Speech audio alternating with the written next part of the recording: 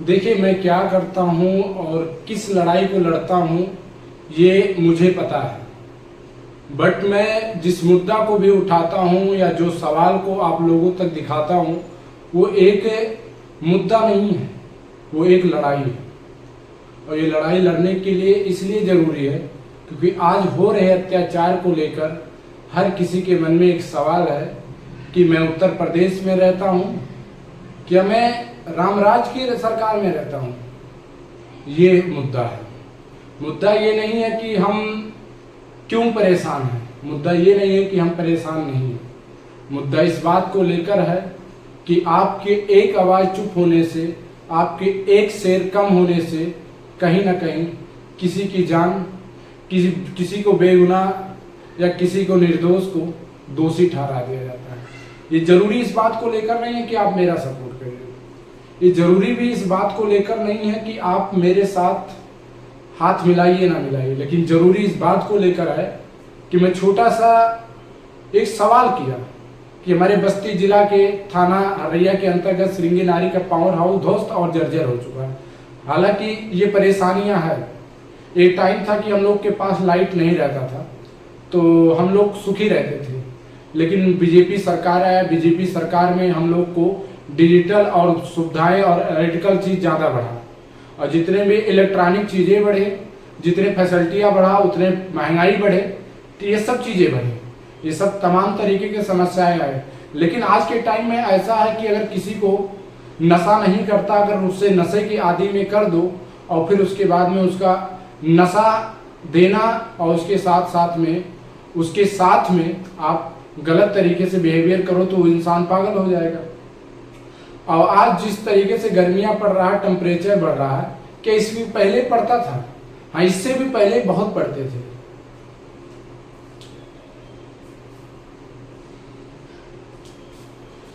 हाँ, इसके पहले भी बहुत पड़ते थे, बट उस टाइम, उस सिचुएशन में लोग अपना वो व्यतीत कर लेते थे, क्योंकि उस कड़ाके के तपते धूप में, उस कड़ाके के धूप और टेम्परेचर में लोग तपते थे, मेहनत करते थे। लोग एसी और कूलर नहीं खोजते थे, लाइट रहता नहीं था। देखो, हर किसी इंसान को अगर सुविधा मिलेगा तो जरूर वो सुविधा यूज करेगा। अगर हर किसी इंसान को आराम मिलेगा तो आराम हर कोई खोजना चाहता है। तो आज के टाइम में ऐसे ही हो गया।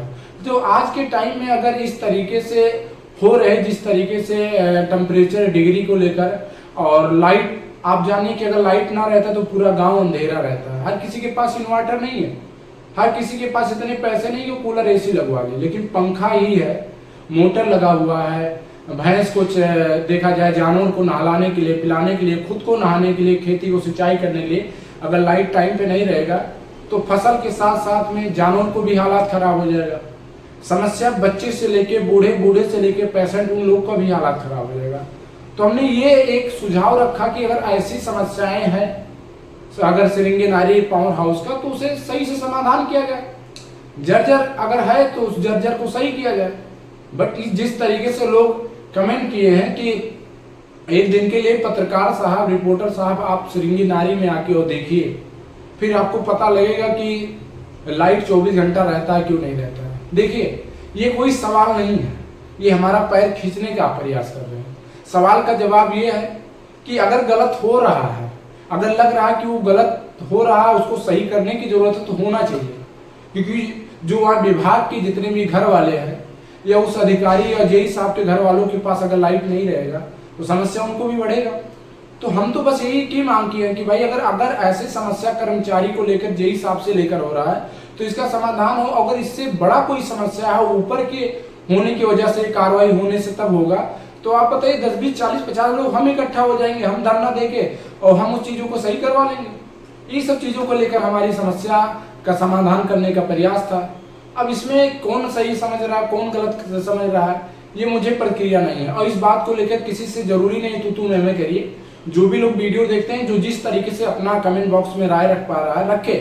आप स्वतंत्र हैं, आप अपने हिसाब से प्रतिक्रिया रख सकते हैं, हम आपको बोल नहीं सकते हैं।